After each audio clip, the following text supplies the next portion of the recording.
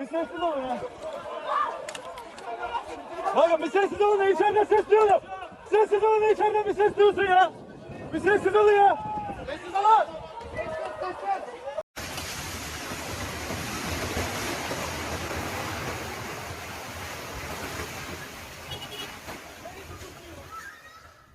तुर्की, बल्गारिया, यूनान, बरतानिया, मिस्र और लीबिया में जल्जले के शदीद झटके महसूस किए गए हैं, जबकि तुर्की का शहर अजमीर जल्जले की शिद्दत से लर्ज उठा है।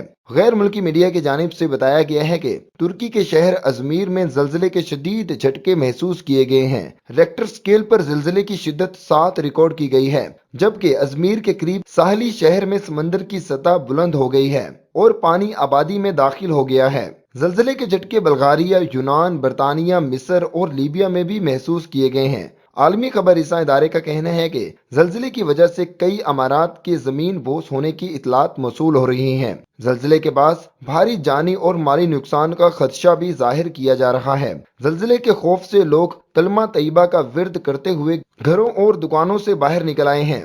जल्जले की वजह से लोगों में खौफो हिरास भी फैल गया है।